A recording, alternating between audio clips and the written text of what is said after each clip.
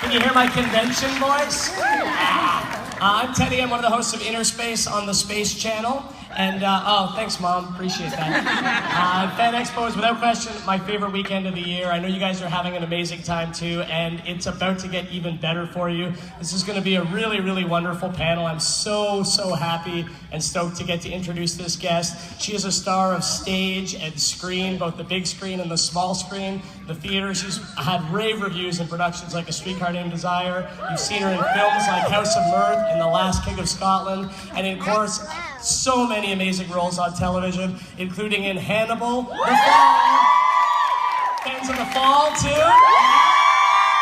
and of course as Special Agent Dana Scully on the Expo. Please welcome Gillian Anderson.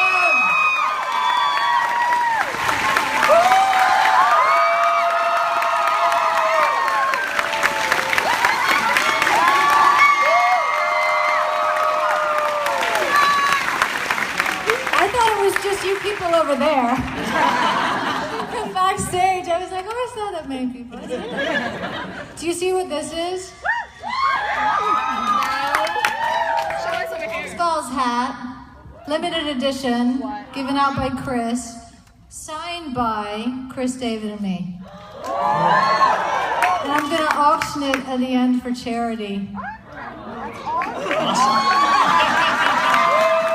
What was the disappointment in? The fact that you have to pay for it? You know, I was going to give it out to all of you, cut it into little pieces. To get Hannibal over here to... They were thinking about how much money they have. Slice it up, right, yeah. Okay. So I want to mention off the top as well, I'm just going to ask a few questions, and then Fan Expo is all about you, it's all about the fans. So I'm going to open up to the floor for questions. It's all about the fans and Gillian. Stefano, can you put up your hand, sir? This is Stefano in the middle aisle. So if you have a question for Gillian, which would be awesome, you can line up behind Stefano. And if you could keep it to questions about Gillian's roles, if you could refrain from asking for a selfie or a hug, that would be really, really awesome. We'd appreciate that. Or my hand in marriage. Or a hand in marriage. Love it. So right off the top, I want to ask you. Obviously, we're very excited with your roles in The Fall and Hannibal, and we're also very much looking forward to January 2016 with the X-Files coming back. So excited for that. Before we talk about what we can expect or what you can tell us, can you take us back to first getting that role in 2002? How you heard about it, what you thought about Scully, maybe the first time you met her on paper, and why you wanted to do it so badly? 93, sorry. It ended in 02 though. Yeah. So I'm half right. Yeah. That was a long time ago. I don't think you were born yet. In 1993, I remember I was in flannel pajamas when I read the episode, and the walls were lime green, not my choice, and I wasn't in the habit of auditioning for TV. It was the second thing that I think, I may be lying, but I think it was the second thing that I auditioned for. The first thing I did a guest role on something called Class of '96 that lasted for a few minutes. And that was the only other TV thing that I'd done. And oddly, in that, there was a plot point of my character in that reading Moby Dick. I don't know, did anybody see that episode? No.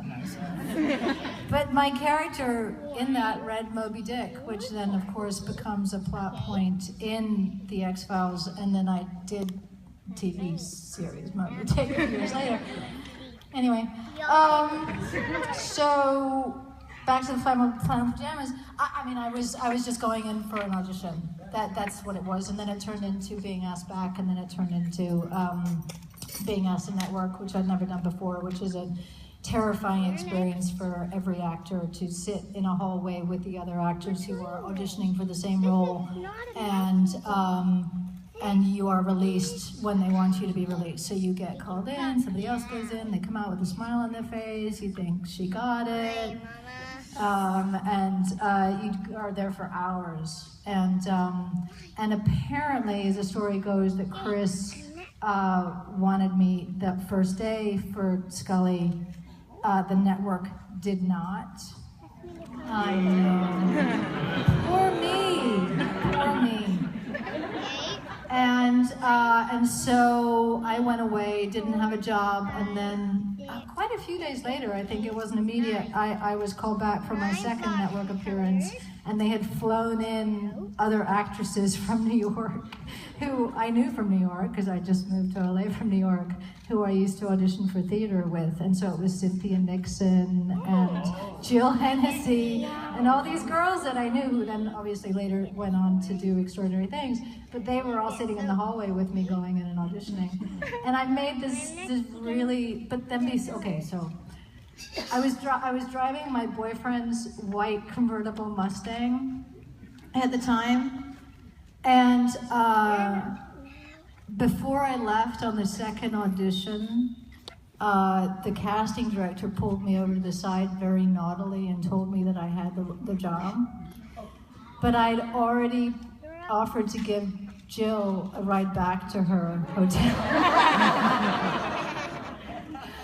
That was a very uncomfortable ride. So how do you think it went? I don't know. Fingers crossed. But anyway, did I even answer the question? That was great. It was great. And how about a round of... I have a tendency to run off with the mouth. Most of the time I don't make sense, so. How about a round of applause for Chris Carter for fighting for Gillian and having awesome judging. So glad you did that. Let's open it up to the floor. And Stefano, hello, first question. Hi there. Hello.